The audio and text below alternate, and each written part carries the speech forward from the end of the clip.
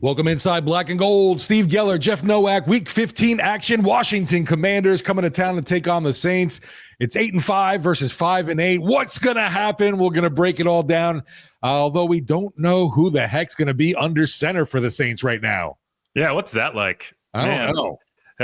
Gosh. Maybe competition Week 15, baby. I wish DA was here. He would just tell us on Monday, so we would stop wondering. Instead, we got Darren Rizzi answering the question, are you just not telling us because you don't want the Commanders to know? Or have you not made a decision yet? Yes. Great. Fantastic. Let's move on. We're going to talk about the latest that we know in the Derek Carr, Jake Haener, Spencer Rattler situation. It's still a little early in the week. I don't expect we'll have an answer to this question prior to Friday.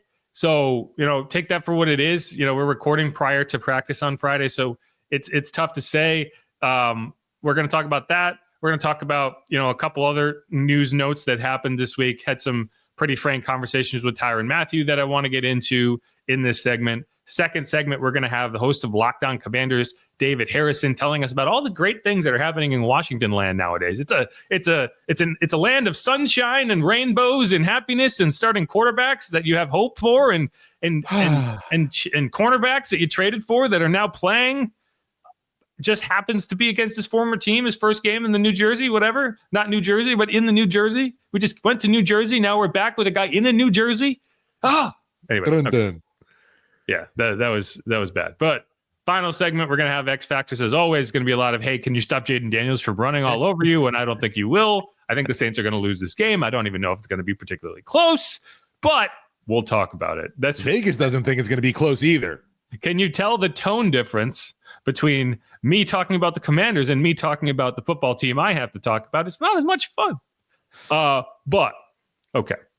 Let's go back. Saints practice, injury report, not very long. It's one of the shorter injury reports of the season to this point. Like, we still have a few people on IR that we have not heard back from yet. Chris Olave, still really no update. Darren Rizzi keeps kind of kicking the can down the road in terms of, he's going to have a meeting with specialists. Hasn't happened yet. I'll tell you when it does. It was supposed to happen last week. Now it hasn't happened this week yet. So I don't anticipate that we'll see Chris Olave back. I wouldn't rule out them opening up his practice window maybe even next week. And not even because you expect him to return, but because if you open it up next week, he could just practice with the team the rest of the season in a non-contact jersey and at least be around the team.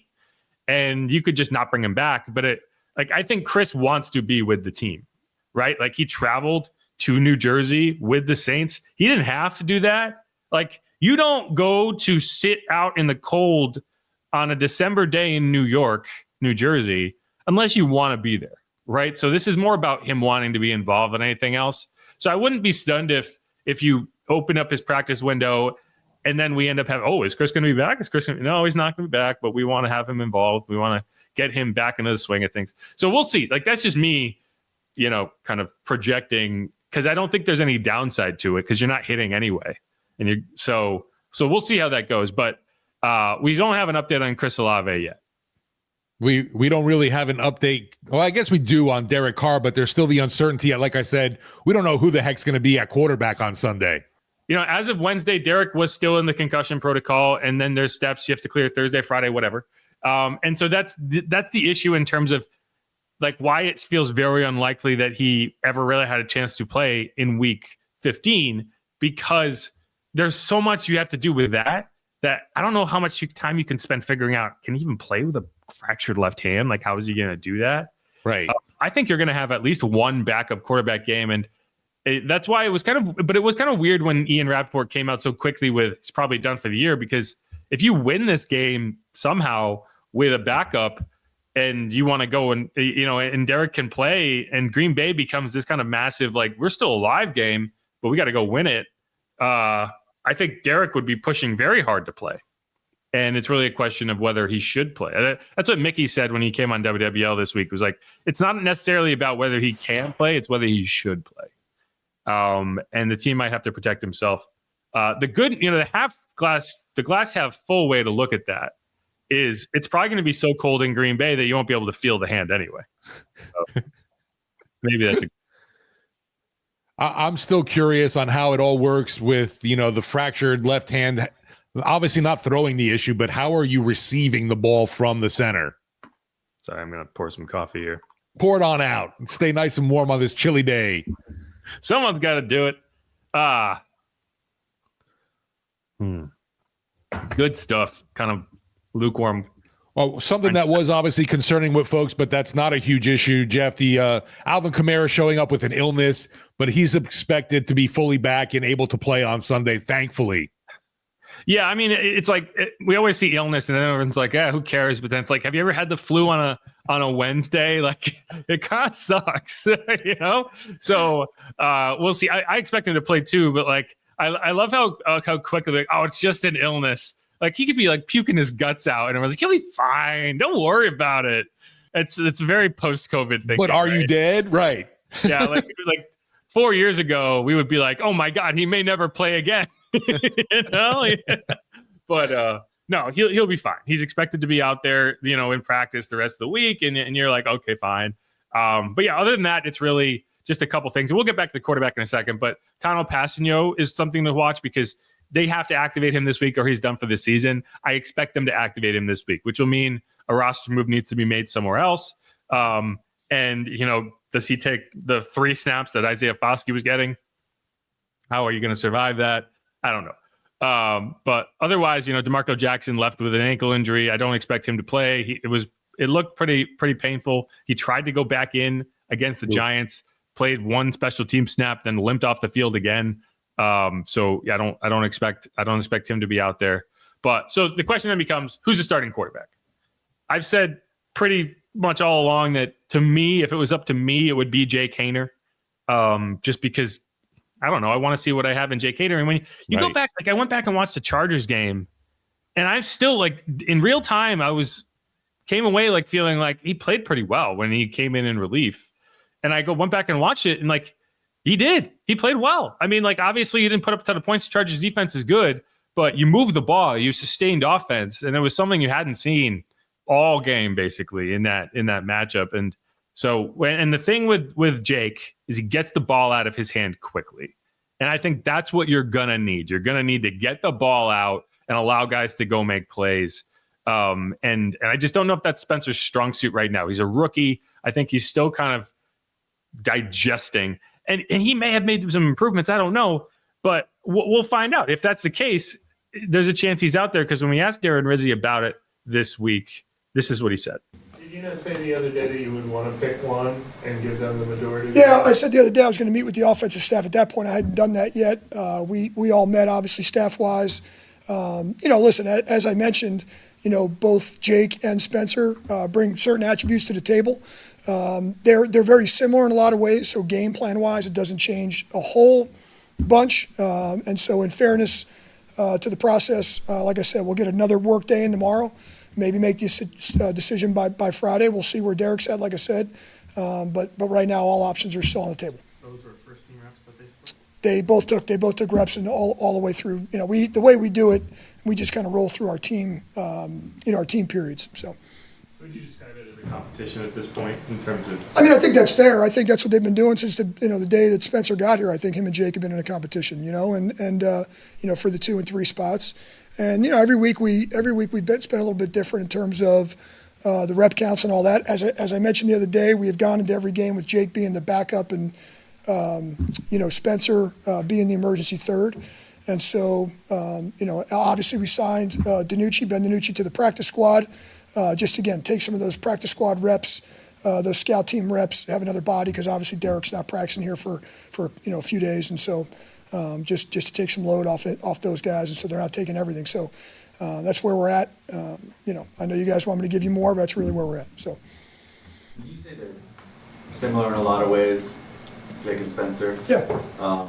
Just not wanting to put words in your mouth, could you delineate some of those ways? Yeah, I think they're both guys that throw the ball well. They're both similar size guys. They're both athletic abilities very similar. So in terms of there's not going to be this there'll be some nuances in the game plan depending on which guy starts. Naturally, there's going to be things that Some guys do better than others. That's always going to be the case, no matter who the player is. But there's not going to be these wholesale deal. And so when I say they're similar, I think they're similar style quarterbacks. We're not dealing with, Michael Vick and Jim Everett, if you will. Horrible example. But those are the slowest guy I thought of and the most athletic guy I thought of. We're not dealing with opposite ends of the spectrum. So anyhow, you could tell I was a Rams fan when I was really little before I became a Giants fan. Yeah, so he wouldn't come straight out and say this is the competition, but he basically said, "Hey, we're gonna, it's if you're splitting reps, it's because your hope is that you will be able to make a determination at some point in the week based on performance. Because if you had already decided who you were going to start, you would be giving that guy all the reps. And hey, maybe he's just flat out lying. Maybe they've already decided and it really is that guy. But I don't think so. I think Darren is kind of committed to this competition thing. And I think it's reasonable to be that way just because, when this whole competition was going on in the offseason, Darren wasn't the head coach. Darren was focused on special teams. Darren wasn't watching Jake Haener and Spencer Rattler like a hawk and making evaluations and saying, oh, he handled this well, he handled this well. He was busy with other stuff. He was trying to figure out whether Lou Hedley's Jello leg was going to be worth keeping around versus Matt Hayball's Jello leg. One of those Jello legs that needs to be kept. Can you tell that I'm not entirely thrilled with what Matt Hayball has done this year? Well, neither was Rizzy last game. Right. So we'll see. And I still think it's going to be Haener. I think that there's going to be value there. And again, the way my calculation is, okay, you go out there and you win this game, great. You go out there and you lose this game, you're pretty much done anyway. So if you go out there and Jake looks fantastic to the point that it's like, yeah, we want to get more of him, then that's a win for you. That's not a loss for you. Even if you're this self-involved agenda person who just doesn't want Jake to go out there just in case, like that's so nonsensical, because if Jake goes out there and looks fantastic, then that just means you either have your future quarterback or a guy you might be able to trade. And that's not a problem. That's a good thing. And if he goes out there and looks like he has no future beyond maybe being a backup in the NFL, then you have your answer and you have 3 games left where you can do whatever you want. And maybe you put Derek Carr back in against the Packers. If you lose that game too, you have 2 games at the end of the regular season where maybe you turn to Spencer. One thing that I will say for sure, and I only am responding to this because I went on Washington radio and they tweeted out a quote that I said, which, man, I sound really dumb when people tweet out my quotes, but they were talking about how, Derek has a chance to play or whatever. And someone responded like, they won't play him because of the contract situation, because of the injury guarantee. Seen that a lot, right? I understand why people would look at it and say that, because that's what happened to Derek in Vegas. It's what happened to Daniel Jones this year. Like, it's not unusual for that to happen. That is not going to be part of the equation for the Saints. For better or worse, they are not going to make this decision based on Derek Carr's contract. They might make it based on Derek Carr's health and feeling like if we put him out there, he is at a significant risk to get injured worse. But the calculation is not going to be, hey, he has an injury guarantee, and if he gets a season-ending injury, whatever, because your non-throwing wrist is not going to be something, even if you hurt it worse, that would trigger, oh man, you're done all next season. Yeah. Right? Like, if we're talking about a knee, we're talking about whatever, but if they were going to do that, they would have done it. So I just don't see the injury guarantee as being a factor whatsoever. I'm curious with the decision, obviously with Haener and Rattler, in your opinion, do you think it has anything to do with Kubiak? And it's, he was around for drafting Rattler, so there's kind of more of a lean towards that way, whereas, Haener was a guy from the previous regime? I think that was probably a factor in terms of in week 6, when you're trying to decide who's the starter, that you're going to lean toward Rattler. But if you had no intention of doing anything with Jake, if you didn't think Jake had a chance, then you would have just cut him out of training camp and kept somebody else.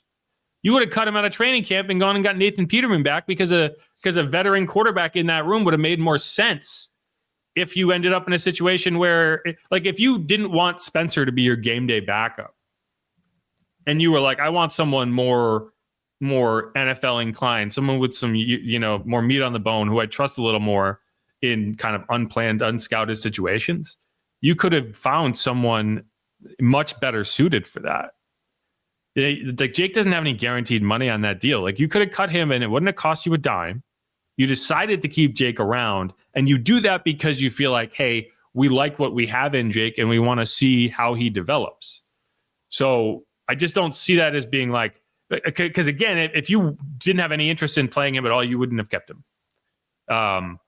And you know, like again, I like I said in the last episode, I don't think it's about being fair, but why is he here? Yeah. If he's not seriously in this conversation, and if he is seriously in this conversation, I feel like every kind of data point that you would be looking at and saying like, who should be out there, it will be to him. Like just common sense would be to go see the other guy. And like, again, and if Spencer had played so well in those 3 games that even in bad situations, and you're like, man, we feel like he's really close and we just need to give him more opportunities, then that would be one thing. But I don't think that's where you are. I think you're going to put him out there. He's going to look the same. So that's where I am with Jake. Yeah, it just right now really, I don't want to say confusing, but just you're at odds end trying to figure out what the Saints are thinking right now, because I don't know. To me, we talk about the limited snaps and now they're divvying up at practice. Wouldn't you want to make a decision early on to devote all of those snaps to the guy you were relying on to possibly start Sunday?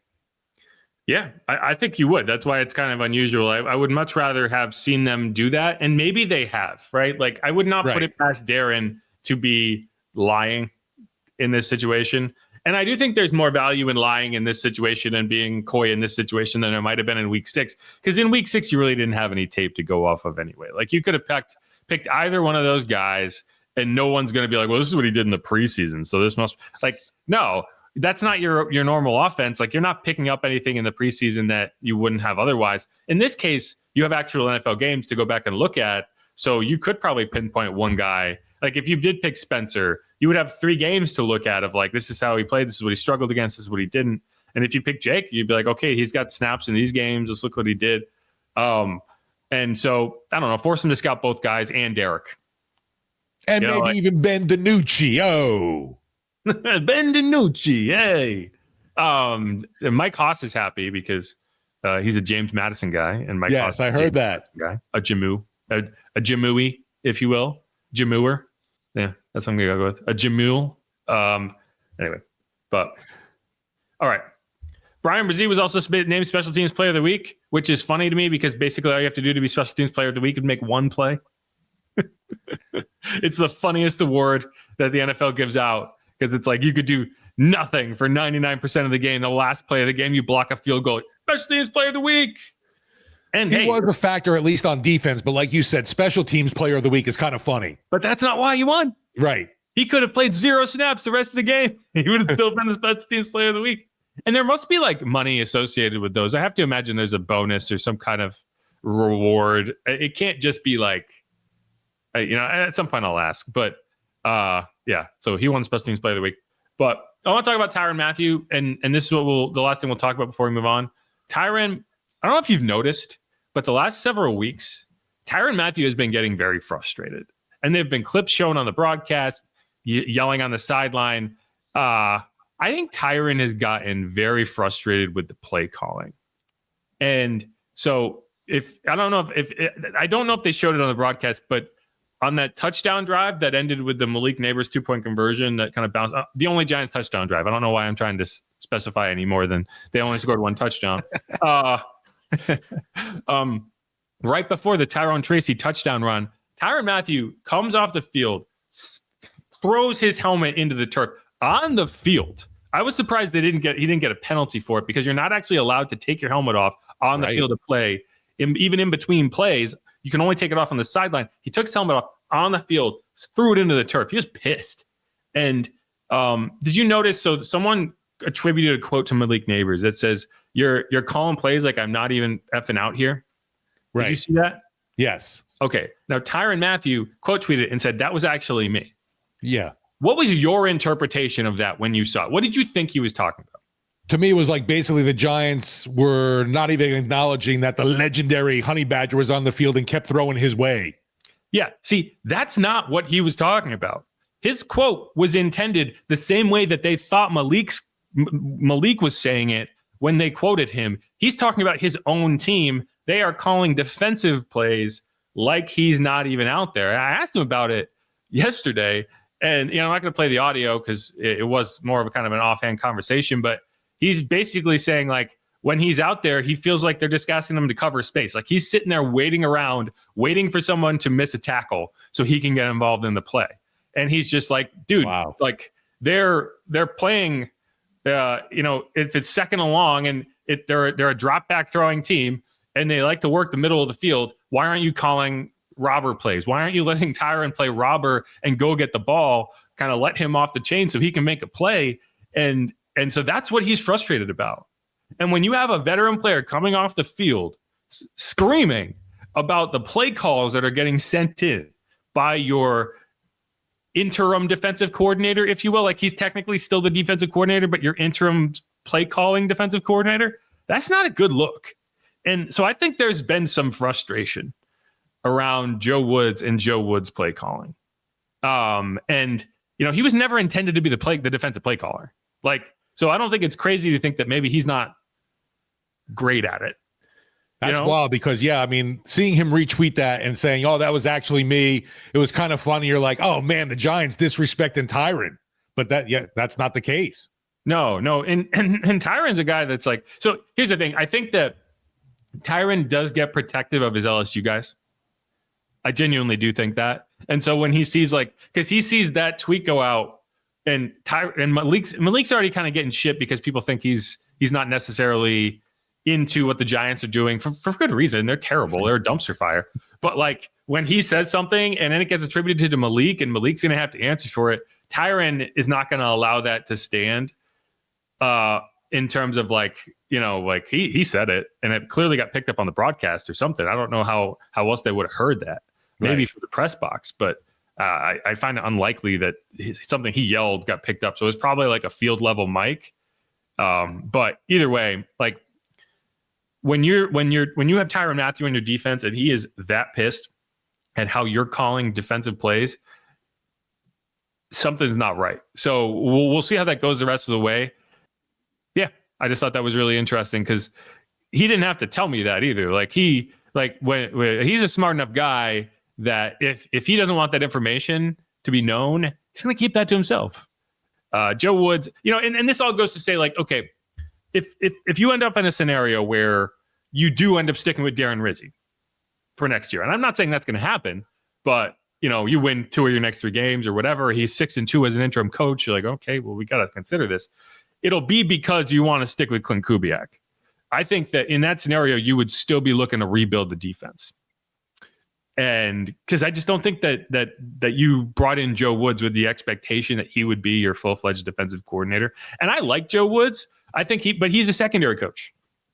He was brought in basically to be a secondary coach. Right. And now he's in charge of a lot more than the secondary. And you're starting to see one of the reasons that you're starting to see some of the cracks that resulted in him being the one fired in Cleveland. Because I just don't think as a defensive play caller, he's necessarily getting the job done. So that's it. That's all I got. No, you mentioned that. And I know there were obviously issues in Cleveland, too. That's why he was let go there. Yeah, I think he was scapegoated a little bit. When we had the guy from Cleveland on a couple weeks ago, he was just like, no, it was not going well. Myles Garrett was not a fan of his. Right. And now it looks like Tyrann isn't either. So I'm sure they had some fun conversations this week. I also kind of feel like Tyrann is getting close to retiring, if you will. Well, sadly, I think there's a lot of that on the Saints defense. We talk about obviously the leadership and the talent you have on that side of the ball, but with Cam Jordan, Demario Davis, and Tyrann Mathieu all up there in age, that wonderful defensive trio right there. There we go, trio, not try.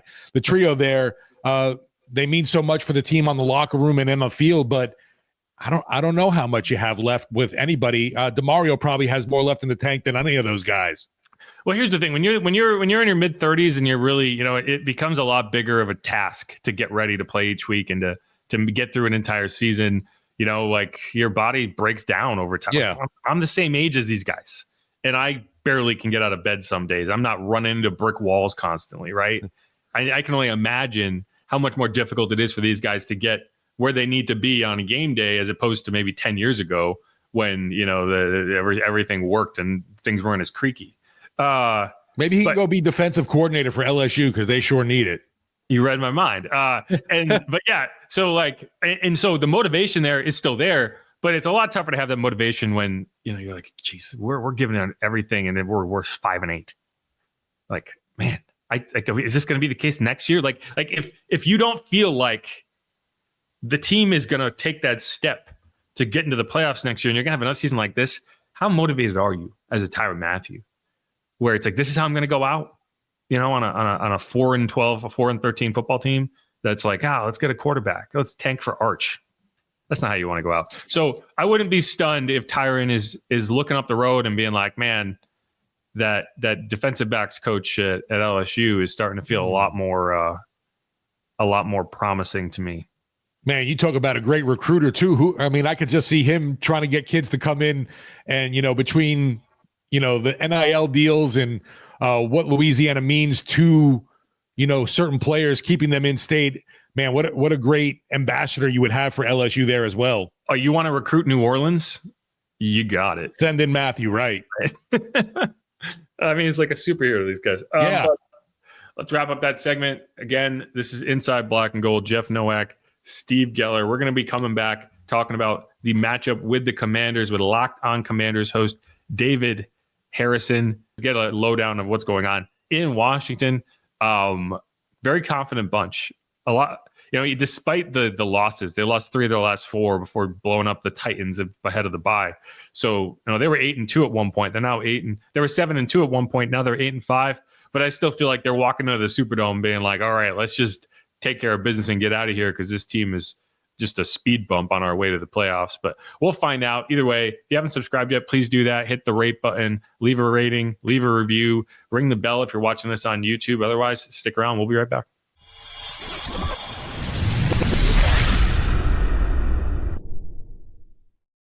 And we're back here on Inside Black and Gold, getting you ready for Week 15. Saints 5-8, hosting the Commanders, who have the flipped record of 8-5. Jeff Nowak alongside Steve Geller, as always, and we're bringing in host of Locked On Commanders. I'm going to do my best to say Commanders every time, but I can't make it promise. David Harrison, finally covering a fun Commanders season. It must be, after years and years of getting beaten down by the Washington football apparatus, it must be nice to finally have something fun to talk about out there, huh? Yeah, it's been a lot of fun this season, and just seeing the way this organization has turned around, and all the way from the top down, like just the great things that Josh Harris and the ownership group are doing, to Adam Peters, and it's been really interesting because I would say that the last staff was a little easier to get information out of, yet I would say we didn't converse with them near as much. But this staff, even assistant GM Lance Newmark, talk to him on almost a weekly basis, but we can't get anything out of them. As far as stuff to get inside information, they're very good at keeping that information, close to the vest, which is good for them, obviously. But, it's been an interesting dynamic getting to know them better as people. And you just kind of really see just the values and the chemistry and the culture that they're actually trying to install, and how it really resonates with every member of the organization. Yeah. Looking at the coaching staff, whole new staff here this year for the Commanders, obviously a new quarterback, and everything has really come together quickly, obviously, with the 8-5 record. For you, what has been the biggest standout for a guy like Dan Quinn, what he's brought to the team and the organization? Yeah, just competitive culture. You know what I mean? Like, at the end of the day, it's really interesting because a lot of people hear like, oh, well, you just really like this team because they go out there and they compete and they give that effort and all that kind of like, oh, darn shucks type of stuff. And I think all of us, you get into watching football and it's like, no duh, they could go out there and compete. But the truth of the matter is not every NFL team competes, right? Like, they don't actually all go out there and lay it on the line. And I think coaching absolutely matters in a lot of levels. And that's one of those levels, is really installing kind of that spirit of a warrior, of a combatant, and I was actually, just telling Ross Jackson of Locked On Saints on our crossover episode today that, like watching the New Orleans Saints, you know, the difference between Dennis Allen and Darren Rizzi, like you can see that this Saints team is different just because of the kind of the atmosphere that their coach provides for them, and almost that Dan Campbell-esque type of attitude. And it's funny because I would say that Dan Campbell, Darren Rizzi, and Dan Quinn actually are very similar in their approach and similar in their kind of mantras and the way that they want to attack the game. But Dan is obviously I think the least demonstrative of that, you know what I mean? And that's perfectly fine. But I think it absolutely matters. And that's kind of where it really starts with Dan Quinn and what's really trickled down throughout this entire organization. I would say maybe it's like a DA thing, but we just had a DA and that didn't work. So like the first two, clearly that's not, you know, because Dan, I'm sorry, that was bad. But, you know, speaking of kind of culture changes, I kind of think, so I agree with you saying the coach is a big part of that. But I also think just having a quarterback that feels like, okay, we can go out there and win a game with, like, is the guy. I feel like that trickles down throughout a locker room as much as anything, as much as kind of the leadership from the top, whatever. Like if DA had Drew Brees, I think DA's tenure would have gone completely differently. He didn't have Drew Brees. He had this kind of hodgepodge of whoever. Derek Carr wasn't that guy, and it just never worked. I just feel like when you have that quarterback and the head coach that you feel confident in, it makes for just this, that's the recipe you need, and you can build around that. What have you seen from Jaden? How have you kind of seen him take, no pun intended, take command of that room and that team, that organization? Because it just seems like when you have that guy in place, it's a lot easier to be confident about a team. Yeah, I think what's really interesting about Jaden is he's kind of just steered into the natural leadership presence that a quarterback has, right? Like he hasn't really come into the team trying to say, this is my team, this is my locker room, I'm going to lead the way. He's just kind of let it come naturally. Like even to this day, if you ask him what it feels like to be a star quarterback, he's going to kind of just laugh it off and be like, I'm a rookie, dude. I'm not a star quarterback. Like I haven't done anything in this league, you know?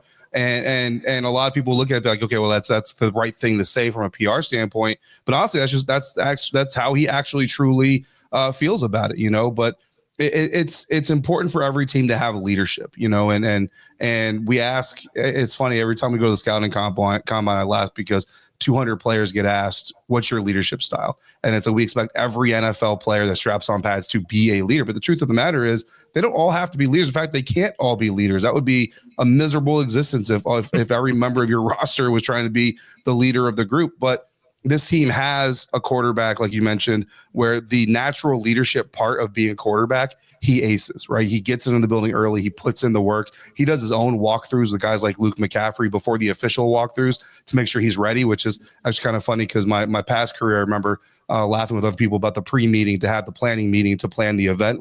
But that's kind of what Jaden does, but it also shows how effective he can be. But he's not afraid to turn over the leadership reins to a guy like Terry McLaurin or Zach Ertz or even Bobby Wagner. And it's actually kind of a small part of what Dan Quinn has done. And it's really interesting. The locker room is mixed. Like a lot of locker rooms I've been in, it's quarterbacks are here, receivers are here, you know, so on and so forth. But like Jaden Daniels' locker is next to Luke McCaffrey and Percy Butler, a wide receiver and a safety, and Marcus Mariota is like 5 lockers down next to an O lineman. Like it's just a very integrated locker room and a very integrated team. And what it's created is there doesn't have to be one guy. There just has to be a guy. And in every situation, there's got to be a dude that leads the way. And fortunately, when it's time for Jaden to lead the way, usually he's stepped up in that moment. Usually it's on the field, you know what I mean? But he's stepped up in those moments. And I think down the road, as he gets his NFL legs under him, does get a little bit more accomplished to where he can say, okay, I've done some things now. When that time comes for him to be that true upfront, fully fledged leader, he's going to be really well prepared for it. Yeah, mentioning that Jaden Daniels, obviously the escapability and his mobility, a huge concern for the Saints going into this matchup. They've had issues containing mobile quarterbacks. I can't even remember the last time they were able to stop somebody. The run game as a whole has been a problem too, and you got a Brian Robinson Jr. over there too. Obviously, that's been the, I guess, driving force of this Commanders offense right now under Cliff Kingsbury.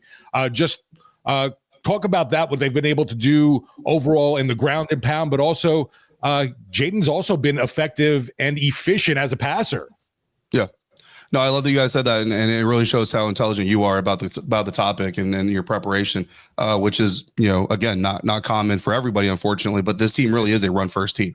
I know Jaden is the star, and Jaden is the name that everybody wants to talk about, and the Pepsi Rookie of the Week numbers and all that stuff. And those are all great. Don't get me wrong.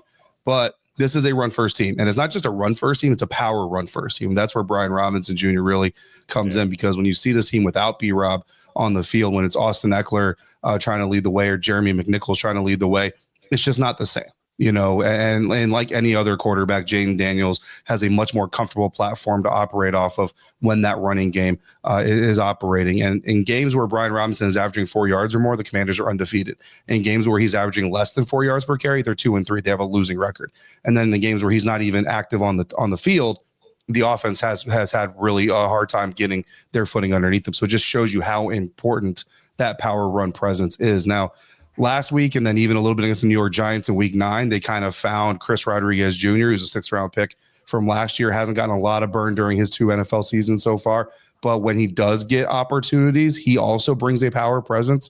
So if this team is trying to preserve Brian Robinson for what's hopefully going to be a postseason run, I think it makes a lot of sense to integrate Chris Rodriguez a little bit more and do those kinds of things. So we'll see how they balance those two, especially with Austin Eckler out after having that terrible concussion against the Dallas Cowboys. So it's going to be really interesting, but it's really astute of you to mention that, because when you go back to that losing streak, one of the things that still stands out to this day, and really honestly, every time the run game comes up, the first thing that pops in my mind is the fact that the Philadelphia Eagles didn't stack the box against Brian Robinson a single time that entire game, and they were successful. Like, Brian Robinson had one of his lowest yards per carry games against that Philadelphia Eagles team. It showed what they were able to do with just their organic front, and that allowed them to play this Bermuda Triangle coverage around Terry McLaurin that took him out of the game and really put a lot of pressure on Jaden Daniels, who really looked like a rookie the most that we've seen all season in that game. So when you're talking about the New Orleans Saints, and you mentioned kind of the run defense struggles a little bit, like, if they have to stack the box, or if they've got to bring every extra defender they got to bring in to try to stop Brian Robinson or maybe Chris Rodriguez Jr.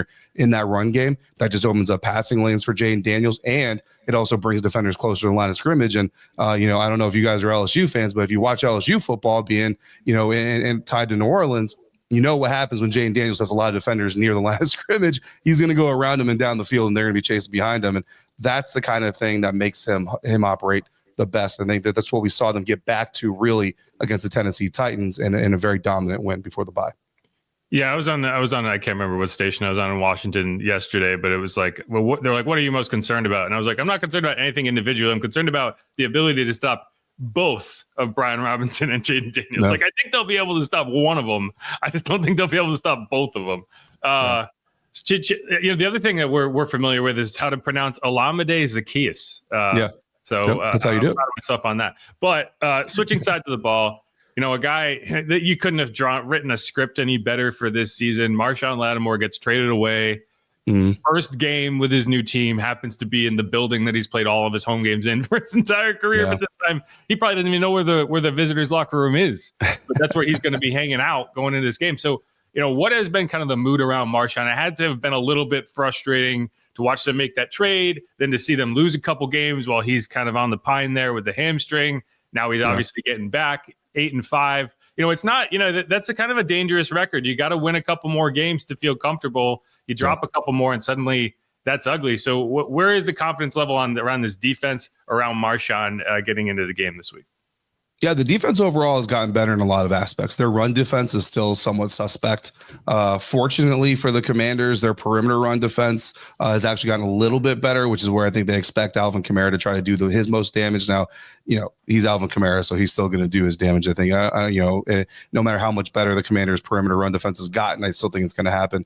Their interior run defense has also been suspect, so I expect the Saints to try to do some things there as well. And I really think the ground game is going to dictate a lot of this. As far as Marshawn Lattimore is concerned, it's actually been kind of interesting. I think the fans in Washington are one topic and the media is another topic. I think in the beginning, we all kind of expected or anticipated, I should say, this Devontae Adams miracle healing of the hamstring situation to happen. But then when he got on ground, we saw him very first day. He's over there with the trainers and he's not even jogging. You know what I mean? And we're all kind of standing there like, man, like he's not even jogging a little bit. Like he's just walking and stretching. Like, okay, so this hamstring's probably legit. And Dan Quinn, another thing I'll give him credit for has always been as up front as he can be as a coach with us. So when Marshawn first got in, he's like, look, we didn't trade for him for, this weekend. We traded for him for down the road, and we don't know how far down the road that's going to be, but it's going to be down the road. So he kind of prepped us a little bit.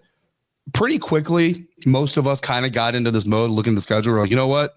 New Orleans is probably his first time on the field. And so from a media aspect, we've all kind of accepted that from, it's been a few weeks now. We've all kind of accepted that. Fans have been a little bit less willing to accept that, and a little bit more frustrated. And the losing doesn't help. I mean, if they beat the Steelers, the Eagles, the Cowboys, it's not nearly as much of a frustration for the fan base than it is, especially with, Benjamin St. Juste giving up a late touchdown, in the Pittsburgh game, and so on and so forth. But for Marshawn, I mean, he's been great. He's historically known as not a big talker. He doesn't really like to do a lot of chirping in the media. That's been consistent. But when we have had opportunities to talk to him, he's been great. The atmosphere that he brings into the group. We've talked to several guys about the impact that he can make in the room, even though he's out on the field, just kind of bringing that extra competitive gear.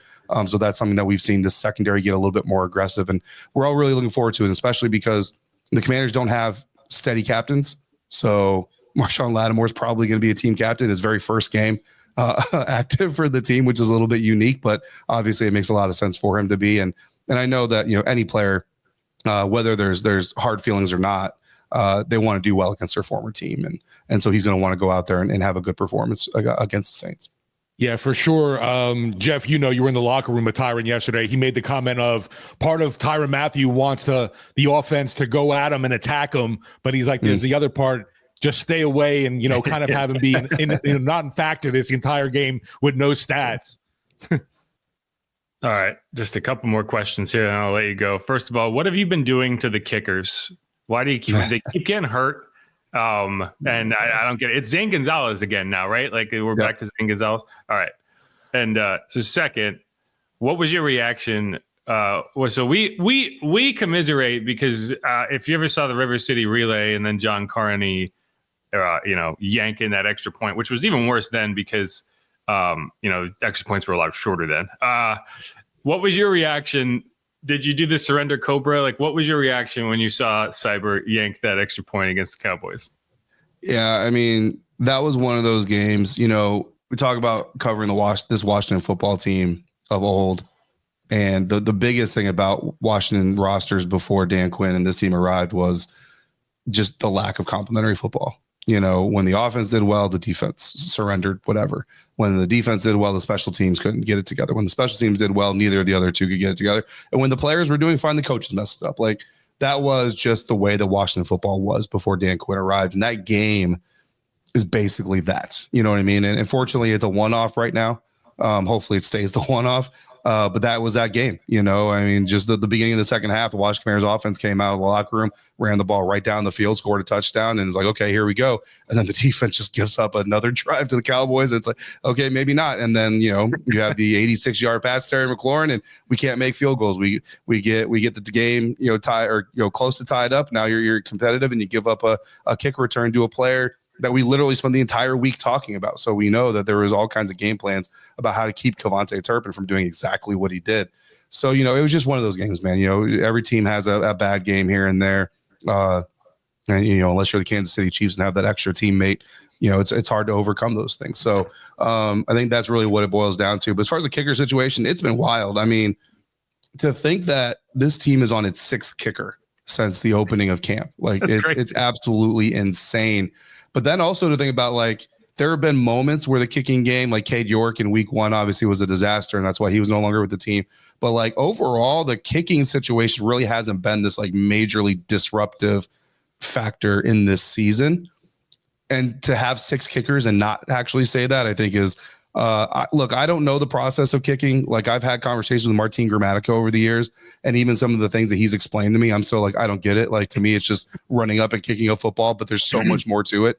So for this scouting department and for Adam Peters and his staff to go out there and find kickers they can be successful with 6 deep, right? Like, Zane Gonzalez wasn't playing football 4 weeks ago, and they still have him. And he's done well. He missed some kicks as well, but overall he's done well. It's kind of amazing to think about. And it's a really just weird footnote to what this season has been. I've always felt like when you're a better kicker if you have a good kicker name. Like Ryan Longwell was always going to be a good kicker. David Akers, guys like that. Even Zane. Zane's a pretty cool name. I feel like that works. But yeah, I think that's Gonzalez with a Z, so that works too. Exactly. Now it's important. If you have a name that fits your job, you're like 10% better at it. That's just like as a rule of the universe.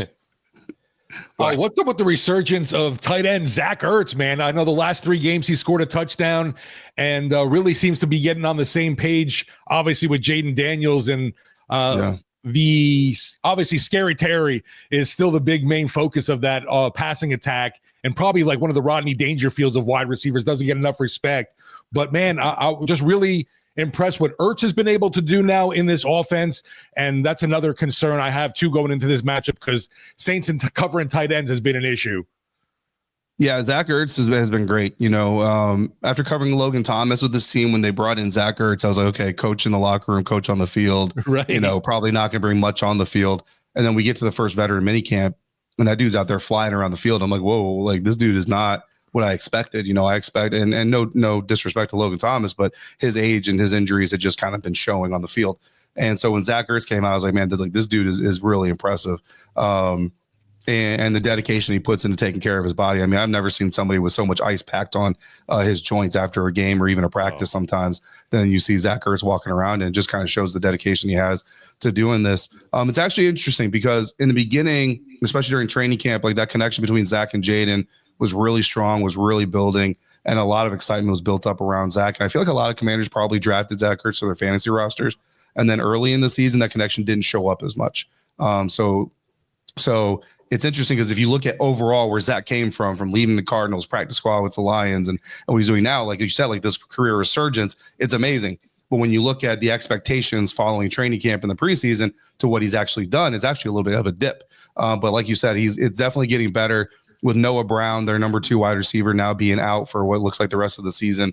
Zach was already second on the team in targets anyway, but now it looks like, that's probably going to be that even that target rate is going to go up a little bit more as they try to figure this whole thing out. But, Zach has been great. The leadership has been great. What he's doing with other tight ends like John Bates, Ben Sinnott, the rookie, and even Cole Turner, who's on the practice squad and not getting any burn right now, has been great. And I think that whether this is a one and done deal with Zach in Washington or not, whatever he's doing this season is going to have a lasting impact on this offense for years to come.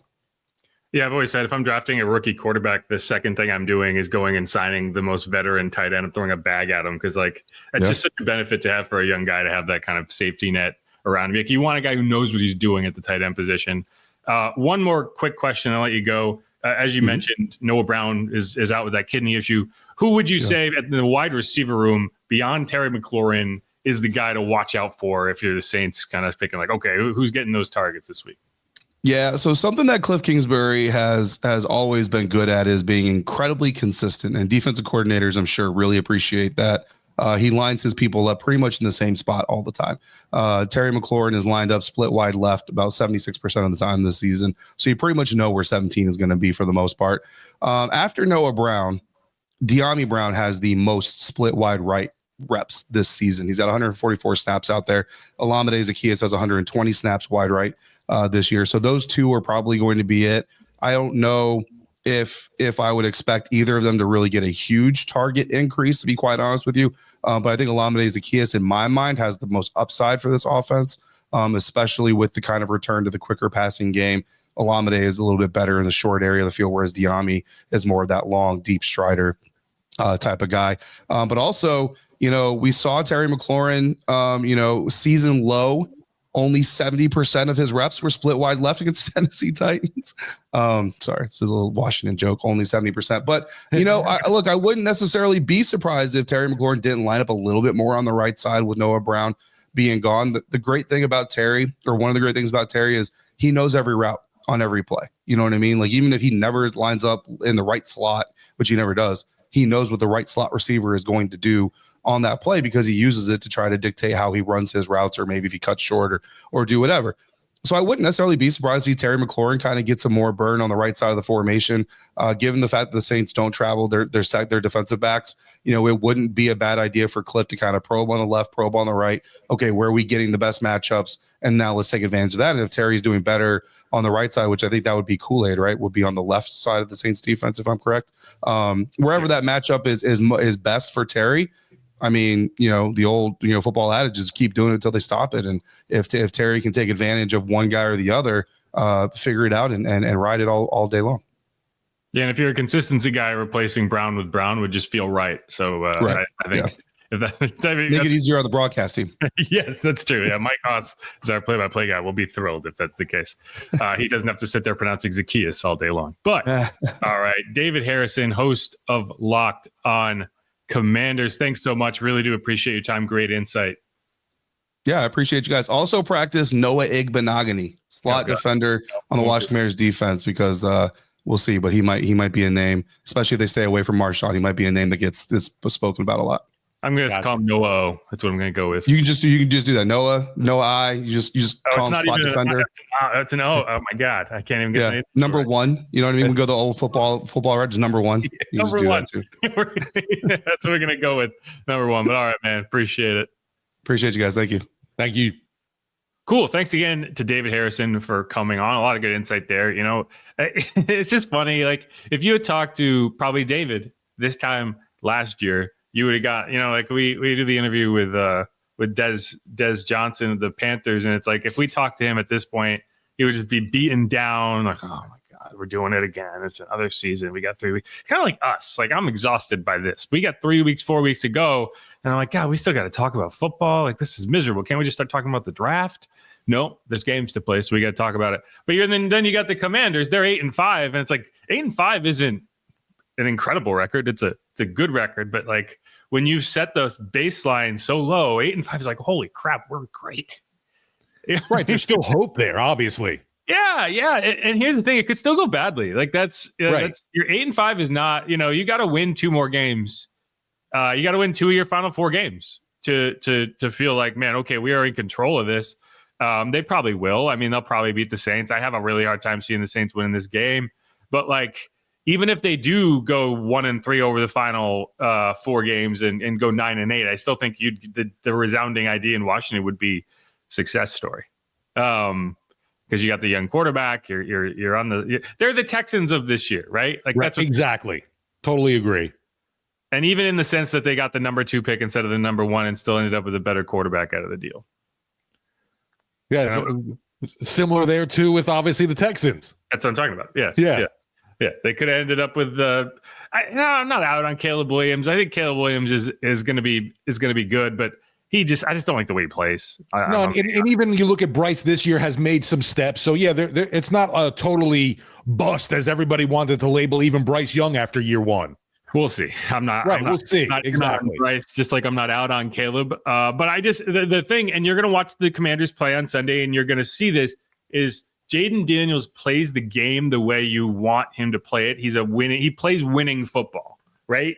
And there's a difference, and it's a clear difference between how he plays the game and how a lot of rookies play the game, in that like it's not hard to understand why they win games with him back there, because he doesn't play hero ball. He makes the right decision over and over and over and over and over and over and over again. He runs the offense the way it's supposed to run and makes plays when he has to make plays. And that to me is a lot of times the difference between, okay, yeah, you're close, you're competitive, and then you just did something really stupid and like took a 16-yard sack on 2nd and 10 for no reason after you scrambled around for 12 minutes and we're like, I'm not throwing it away. I can, like that's the type of thing that Caleb does. It drives me nuts every time. Like I've only watched like 4 or 5 Bears games this year, but like I don't think that I've watched the only 4 or 5 Bears games where he has played the way he played in those games. Yeah. Right. Like I think that's a big enough sample size. Whereas like the Commanders games I've watched, one of them was the Eagles game, and that was probably his worst game. And even in that, I was like, he's playing smart football. He's not effective, but he's playing correctly. And that's why like you're going to watch Jaden on Sunday, and you're going to be like, that doesn't look like a rookie. And that's why you feel good about it. And it's the same thing I would have said about CJ Stroud last year. He's doing the same stuff. Yeah, with Jaden, he's number 2 in quarterback rushing yards. No surprise, Lamar Jackson's number 1. So I'm curious. What's that? I didn't realize he was number 2. Yeah, number 2 in QB rushing yards. And yeah, for you, I got to see Lamar up close and personal field level, and just has that ability to just, it seems to like disappear and vanish from defenders. And curious, what you end up seeing out of Jaden Daniels come field level, because I'm sure he's going to be a blast to watch, unfortunately, going against the Saints defense. Yeah, I don't think Jaden and Lamar are the same. I don't think they play this. Lamar is a running back when he gets into the open field. Like Jaden is a quarterback who's running. He's just very it's tough. Like I think Lamar and Josh Allen are a lot more similar than Lamar and Jaden, whereas Jaden's a little more like a Kyler Murray, where like you're not expecting him to run, but when he does run, you're just like, Jesus, he's fast. Right, exactly. It really, I've compared, like, at least when he was at LSU, seeing him a ton, it seemed like he was almost like a speed skater and just gliding, be able to move around defenders. The Paulo Anton Ono. Yeah, no, that's a good. Yeah, he does. He moves so gracefully. He's like a gazelle. But no, and that's the thing. Like you're like. But it's smart. Like that's what you need to be. You need the ability to run in the NFL, but that can't be your game, right? Because if you want to be a long-term quarterback, if you want to win consistently, like one of the reasons the Ravens haven't won a Super Bowl to this point is how many playoff runs have they gone on to without Lamar because he's hurt. And so, he's gotten better at that. And that's one of the reasons that I think when I say I think the Ravens are going to win the Super Bowl, it's because like you look at it, they've lost a couple games here and there. And it's because you don't see the same Ravens team in these games as you're going to see in the playoffs, because during the regular season, you're going to naturally just be like, have the reins a little tighter on Lamar, being like, we don't need that right now. We don't need that right now. We just need one. But once we get into the postseason, all bets are off and you're just letting him go. And so same thing with Josh Allen. You're going to see a different guy who's willing to like these plays in the big moments. Like if you see a game-winning drive, you'll notice like Lamar and Josh Allen are different guys because they're just like, I'm going to run now. And so, yeah, but I rarely give betting advice because I'm not the guy, but the under-over for rushing yards and Jaden Daniels in this game is 38.5. It seems like a no-brainer to pound the over here. You say that, but at the same time, you look at his rushing stats on the year and they're not crazy. Like he's only had 5 games where he's gone over that. So I know, but he's got the Saints this week. Yeah, but they might just spy him. They might just throw Willie Gay in there and say chase him around. And if that's the case, then he's going to end up throwing the ball, and he'll probably have a lot of anyway. That's neither here nor there. But anytime you see a line and you're like, oh, that's definitely going to hit, be careful because you're almost always going to be wrong. That is definitely scary. But like I said, I'm like I saw that and it seemed awfully low to me. Here's the thing: he's probably going to one run could be 38 yards. That's what I was just about to say. He's probably going to get it on one run. He's probably going to have like a 40-yard touchdown run, and you're going to be done. But it's tough. It's tough. Anyway, let's wrap up this segment. We're going to come back. We're going to hit some X factors in the game. What we think is going to swing the matchup. There's not a lot of players to talk about these days. They're all hurt. So we'll probably could just go every starting member on the roster and be like X, X, X, X, X. Anyway. That's it. This is Inside Black and Gold. I'm Jeff Nowak. He is Steve Geller. Hit that subscribe button. We will be right back.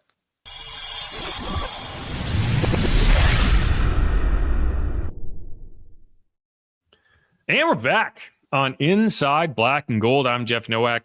He is Steve Geller. We are getting ready for Saints at Commanders. Thanks again to David Harrison for coming on. A lot of good points there. One being, he hit on a topic that I want to hit on. So I'll just start on the offensive side of the ball. And we're going to hit X factors here. My first X factor is simple. Can you block, right? Can you block and not necessarily pass protect? Can you run block? Because, you go back through that tape against the Giants and the issue, pass protection was one thing. One of the reasons you weren't able to pass protect is because they were blowing up your run plays with no issue. And it wasn't all like on the edges either. Like I went back and I was stunned at how many missed blocks there were on the interior with Cesar Ruiz, with Eric McCoy, with Lucas Patrick. Like you weren't getting off of like a lot of these plays require you to move a guy, get off, and get to his secondary guy, and they just weren't doing that. And I don't know if it's a rust thing, if it's whatever, but that was a problem, and that was one of the reasons that game was as close as it was. because you never sustained drives in the field goal range. You kicked one field goal in that game. And I mean, 53 yards outside in the cold, it's tough. If you have a couple sustained drives and you put some points on the board, that game's over in the third quarter. Instead, you allowed them to hang around because you weren't able to sustain any offense. And you look at what the Commanders have done in terms of, okay, they've allowed the fourth fewest passing yards in the NFL. It's 2,666, demon number right there. But they've also allowed the sixth most rushing yards in the NFL. It's 1,781 yards, 4.8 yards per carry. They've allowed 12 20-plus yard runs this year. That is fifth in the NFL, tied for fifth in the NFL, and it's just behind the Saints who have allowed 13. So we talk about the Saints rushing defense and run defense, and it's struggled. It's been a problem, and it's one of the reasons that they're 5-8.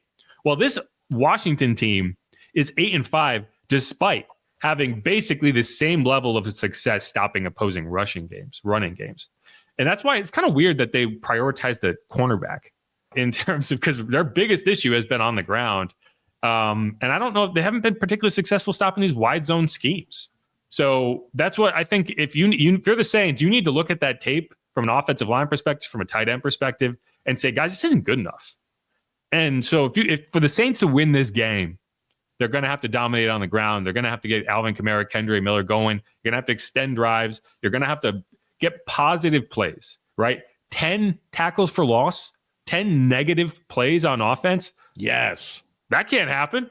I don't think I've ever seen so many -2 runs from Alvin Kamara that game, and then that game. It's crazy. And it wasn't just Alvin. Like, Kendre got stopped behind the line of scrimmage like 4 or 5 times too. Like, but yeah, it's like you're getting beat off the snap.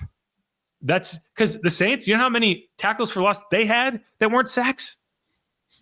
0. And the Giants, they didn't run the ball either, but they at least moved the line of scrimmage to the point that they were able to get to it. You were getting driven back, and they didn't have Dexter Lawrence. So that's got to be better. That's got to be something you look at and say, guys, this is unacceptable. Like, this is our starting offensive line. There are no excuses anymore. You have to do better than this. And that's the X factor. If you can't run the ball against this Commanders team that you know is going to put up points, like, you could survive against the Giants, a team that you're pretty confident isn't going to score. And I think the defense played pretty well in general against the Giants. You're not going to be able to shut down this Commanders offense in the way you did the Giants.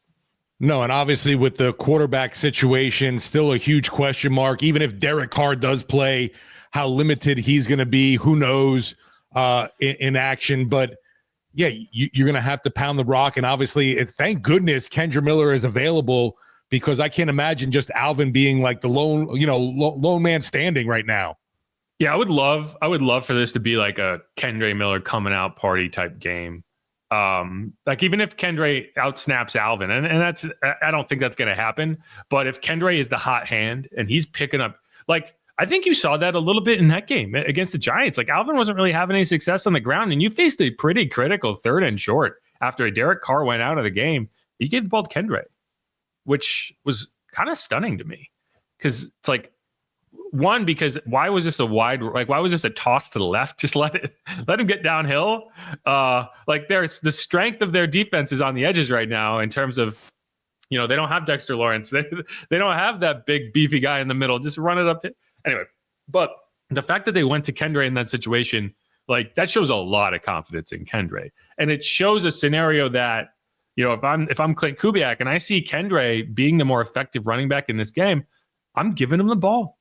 I'm not just saying, hey, we're gonna pepper Alvin with touches just because his name is Alvin Kamara. Now, obviously, you're gonna get him heavily involved, but I would be very fine with a even touch split in terms of, like, because Alvin's gonna get more touches in the passing game. Exactly, I was gonna go right there too. So, like, I'm okay with that. But if Kendre is ripping off chunk runs, I want to see him get used. Yeah, please stick with the hot hand. Like, I don't think that you need to feel like, I don't think Alvin's going to be like that. I don't think Alvin's going to be like, oh, give me my touches.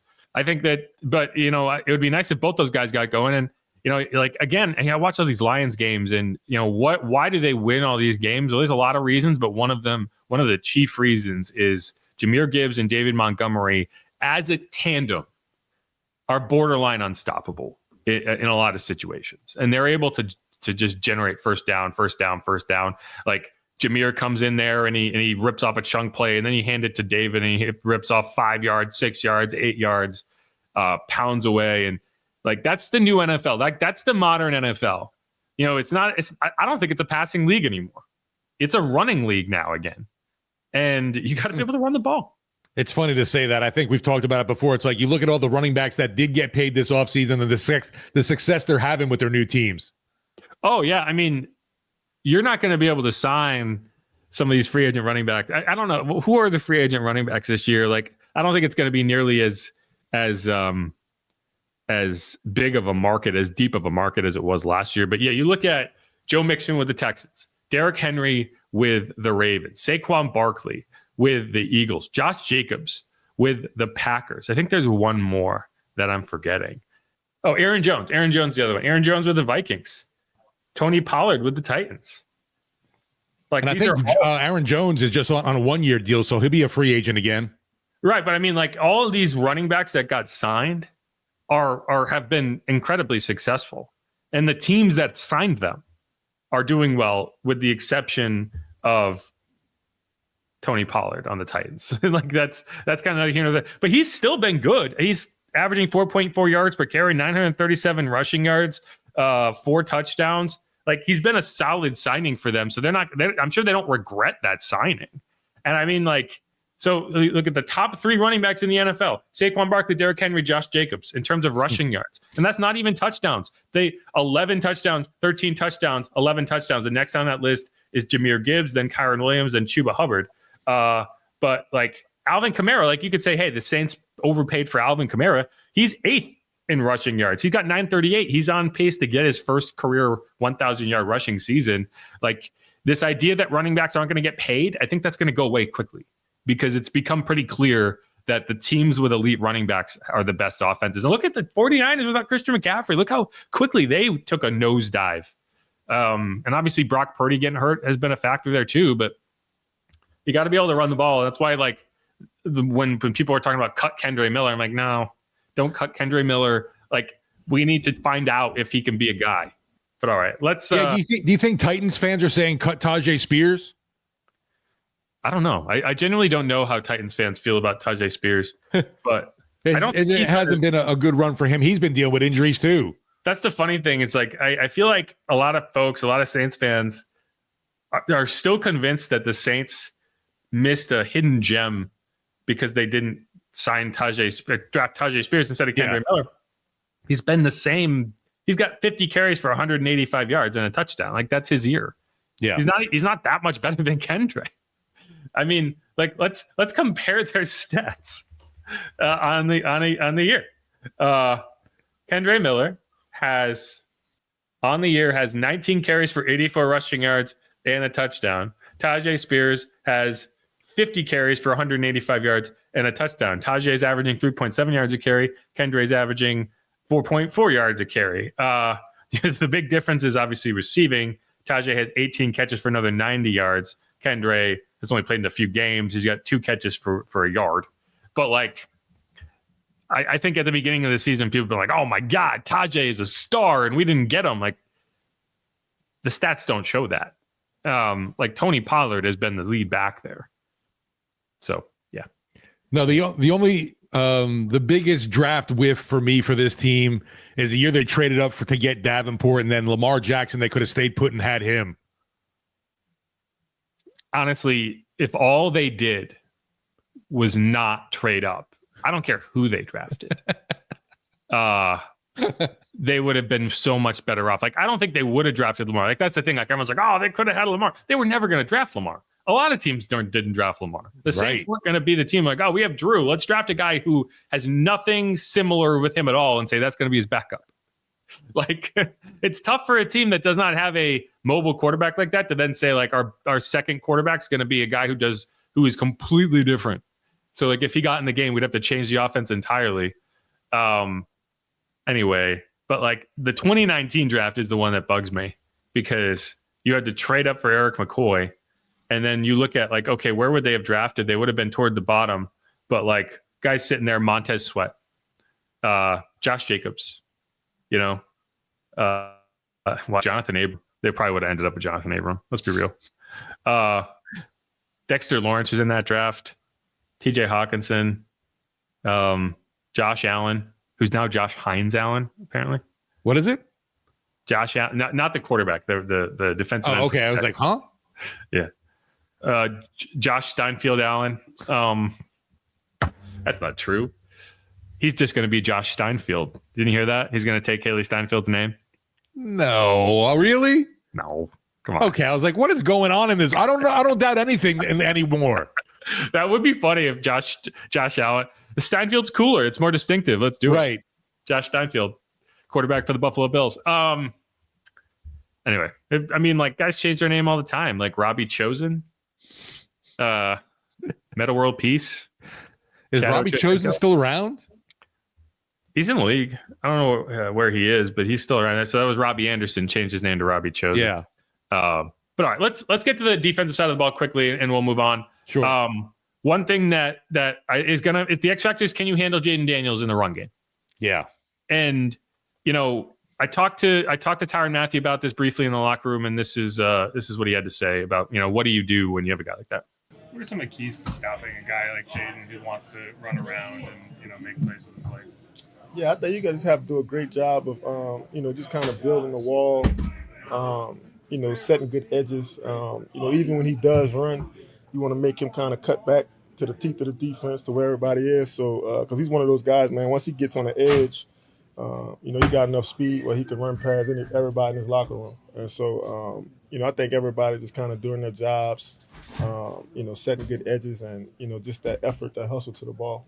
I don't think the Saints are going to be able to contain him. I don't think many teams can. Like, when you talk about mobile quarterbacks, it's like, how do you stop him? Like, do you devote a spy to him? Do you just like say he's going to get some yards?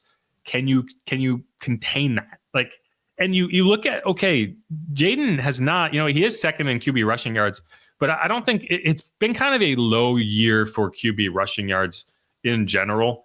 Like, I think a lot of teams have kind of come around to the fact that, like, okay, our quarterback can run, but we have to be smart about it. And we have to make sure that, like I said, like, Lamar in the playoffs is a completely different animal than Lamar in the regular season. And I think that's going to be true for Jaden too, especially a guy who's been dealing with a rib injury. And I think that was a big part of that 3-game losing streak. He was dealing with that rib injury, particularly against the Eagles. I felt like it really impacted him in that game. But, he's only rushed for more than 34 yards in one of the last 5 games. That's why I think that prop you were talking about, like, that's why it's where it is, because 4 of the last 5 games, he's had 34 or fewer rushing yards. And this is a guy that we talk about like he's going to run a lot. And at LSU, he definitely did. He's only gone for more than 50 in 5 games this year. So that's less than half of his games has he rushed for more than 50 yards. But he's going to run when he needs to. And that's the X factor. When you get the Commanders into like 3rd and 9, 3rd and 12, 3rd and 15, are you able to contain him? And that's where I want to see the Saints use a spy. In those 3rd and long scenarios, if he beats us throwing the ball, fine. If we can't put a bracket on Terry because we're spying Jaden, we'll live with it. If he finds a way to complete a pass downfield in 3rd and long, it's negative, but that's how we have to force him to beat us. It cannot be he scrambles around, there's really no pressure, and then he just takes off and gets that 13 yards on 3rd and 12 or 14 yards on 4th and 13, right? That's what Drew Lock did. And on that final drive, like, it was like 4th and 10, and he ran for 11 yards. Like, those are the plays you can't have. And that's what shows up in the stats. The Commanders are number 3 in the NFL in terms of rushing first downs. They have 116 of them. 36 of those, more than a quarter of those, have been Jaden Daniels. So that's when he's running, is when he needs it. So to me, that's more so than like, oh, is he going to have a ton of... I'd be okay if he had 120 rushing yards, as long as those aren't coming on those get off the field downs. And if they're converting 60% of their 3rd downs because Jaden Daniels is running for them, the Saints are going to lose this game. So that's my X factor. No, it scares, I think should scare everybody. Obviously, a guy like Jaden Daniels, you saw Drew Lock, what was it, 58, 59 yards rushing last game. You mentioned it was really those situational type situation, those situations when you need to get off the field, that if Jaden Daniels can get loose at all, that dude can turn the corner and just eat up chunks of yardage, and that's what scares me for sure. But you look at that combined with a Brian Robinson Jr., and that seems like a pretty lethal weapon on the ground, obviously, against a Saints squad that has struggled against the runs this year, except it seems like the Cleveland game. They were able to contain that run game. Yeah. And I mean, they contained the Giants run game last week. They just, there was those big plays that Drew Lock was able to scramble for. But I mean, the running backs had 53 yards on like 19 carries. I think they ran for 2.9 yards per carry, which is when you consider they didn't have a single tackle for loss, is actually really impressive. Like, you're not there are no negative runs, but you're still, that means that they were actually getting stopped. Like, it wasn't like, oh, they got a 5-yard run and then a 2-yard loss, and that's how you get to 2.9, right? It was, they were getting 2.9 a lot of the time, and that's a success. If you stop a team for 2.9 yards per carry 3 times in a row, they're punting, right? Well, maybe not Dan Campbell, Steve, but most teams in the NFL, they're punting. So like that's kind of where I am, and I don't know if you can devote extra bodies to the run game the way you might want to because of Jaden, particularly not in like a 3rd and 3. Like, I still think you're just gonna have to body up and say, okay, Colin, John Ridgway, Brian Brzee, like, I need you to be better. I need you to not move. I need you to get low and anchor and hold your ground and force a double team. And then maybe you send, maybe you send a few more run blitzes than normal. Cause I think, and that's kind of the secondary X factor on defense is the secondary. Like, if I'm doing that, if I'm sending a spy at Jaden Daniels, if I'm sending run blitzes to try to stop this run game, you're going to be leaving Alontae Taylor and Kool-Aid McKinstry on an island. You're going to have Tyrann out there kind of covering space like he loves so much. And do those guys hold up? I thought that there were chances for Drew Lock to get the ball downfield. And he missed a few times. First drive of the game, he went to Darius Slayton, and Slayton needs to catch that ball. I don't even think it was a miss so much as it was just Darius lost where he was on the field. Kool-Aid kind of got beat. But that's the risk you run when you're leaving those guys on an island. Good coverage gets beat by a good throw and catch because there's no bracket over the top to take it away. So if you got speed and they're able to beat him downfield, like I have a feeling you're going to see some big plays to Terry McLaurin in this game, and you're going to have to live with it because that's the only way you're going to be able to defend. And that's where I am. But I was really happy with how Alontae Taylor played in that game. I think Kool-Aid is going to be the guy they attack, and Jaden knows Kool-Aid pretty well. He's played against Kool-Aid. So, that's not going to be an unfamiliar matchup for an SEC quarterback going against an SEC defensive back. An X factor too, I think, for the Saints could be Blake Groupie this game because the Washington kicking situation has been a mess this season. Yeah, and it would be nice to see him kind of get off the schneid, and so that I don't feel as responsible for his kicking woes because of my tweets. Can't blame you, Jeff. As much witchcraft and luck you have, I'm not blaming you. I am a witch. That is me. Sorcerer. That sounds bad. Warlock. That's more like a vampire thing. I've come to suck the wind. I've come to suck your kicker. Oh, whoa, that was weird. But yeah, we've seen some weird things happening in the Superdome this year with kickers. So hopefully that can continue, maybe be a plus for the Saints this season. Not just the Superdome. No, you're right. You're right. Literally happened last week. But no, yeah, I mean, yeah, here's how I'll phrase that. Like, I don't know if it's any bigger of a Blake Groupie game than any other game, but you're going to need to take advantage of your scoring opportunities. And so, like, I don't want to see 38-yard field goal attempts. I want to see touchdowns in the red zone. No, because Washington can put up points, man. Yeah. Now, the kicks you need to steal points on are the 50-plus yard kicks. And outside of that one real attempt in New York, he's been perfect on those kicks. So those are the drives where it's like, because those are stolen points to me because you didn't succeed on those drives. You didn't get downfield. You got to like the 36 and you're like, all right, let's see if we can get 3 points out of this. And like that's when you can kick from that range, that's before the defense tightens up. So yeah, but I agree. Like if you can get some extra points, not actually extra points, but some free points out of those drives that, some long range kicks, that'll go a long way. Cause I don't know if the Commanders are going to be able to match that. Especially not with the voodoo that Darren Rizzi has been putting on kickers in the dome. So yeah, we just turn on the air conditioning extra high when they're kicking. Seems like it. I don't know if you're going to be able to. I don't know if you're going to have as much success with Brian Brzee hurdling the line. I think people are going to start to figure that one out. Like don't let them push you down like that.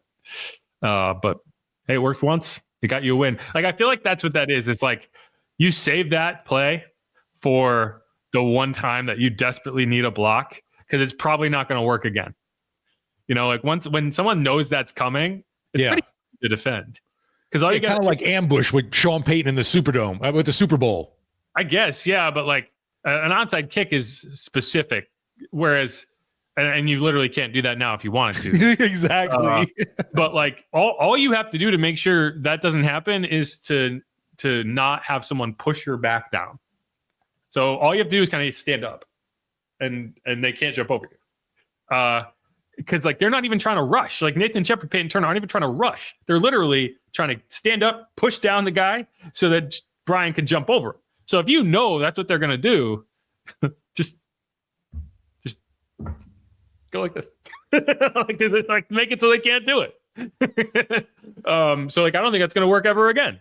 But we got the one time that it worked. So yeah. Anyway, that's it. Anything else before we close this sucker out?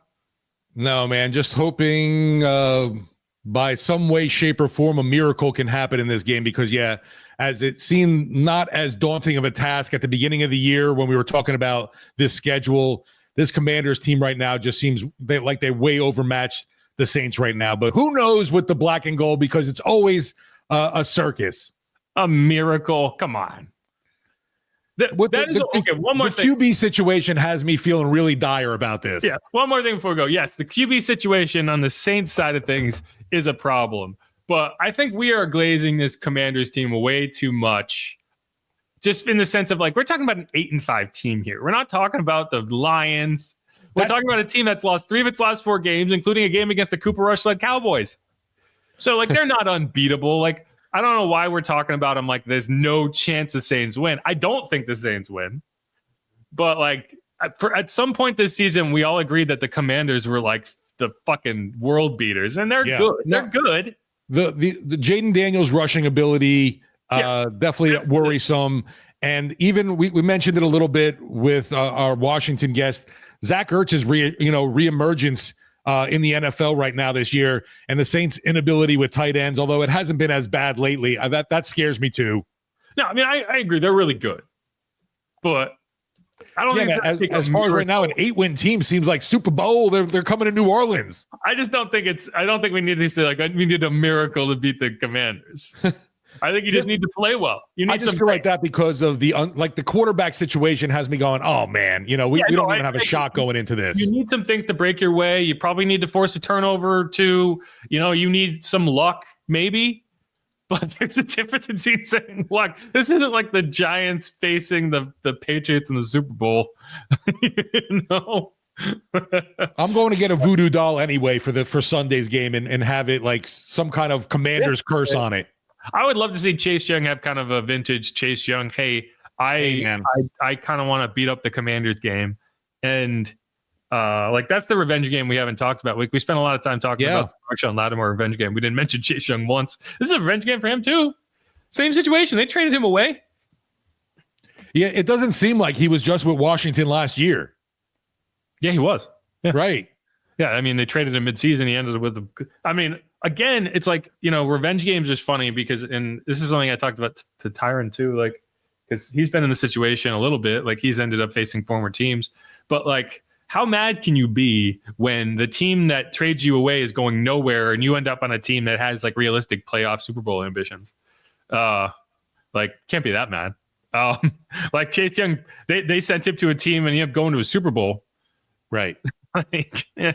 How pissed can you be about that scenario? But I guess it's, like the old Michael Jordan, you got to look for any way to motivate yourself. And it's like, all right, this team gave up on me. I'm going to show them. Yeah. Right. I think it's just revenge is Sure. Like, I don't know if revenge is the right word, but it's just a catchy name, like a revenge game. But it's like it's the motivation, right? Like if you need a little extra bit of motivation to get over the top, that's where it is. Because you want to show up the team that gave up on you. Right. But hey, Sure would like to see a motivated Chase. I've never gotten revenge. I was saying, yeah, sure would love to see a motivated Chase because those pressures have been there at least. He had a really good game against the Giants. And that's why, I kind of have been waging this war on Twitter a little bit. But, I think he's had a decent season, guys. I don't think that he's been, you look at the sack number, and I really think that he's been solid this year. And sacks in general are just down across the league. Yes, I'd like to see him finish off a few more plays. But I feel good about what Chase has done this year. And I think he's coming on lately. He's been getting better throughout the course of the season. Darren Rizzi said this. He had his best game against the Giants all year, and I agree with him. There was several plays that he was just in there, and Drew Lock just, throwing fadeaway jumpers that missed the net entirely. But all right, that's it. That's it. That's the pod as helicopters fly overhead. Who dat? Go Saints. 4 more games to play, baby. Let's do it. Who dat indeed? Let's go black and gold. Subscribe. Peace, y'all. Do it.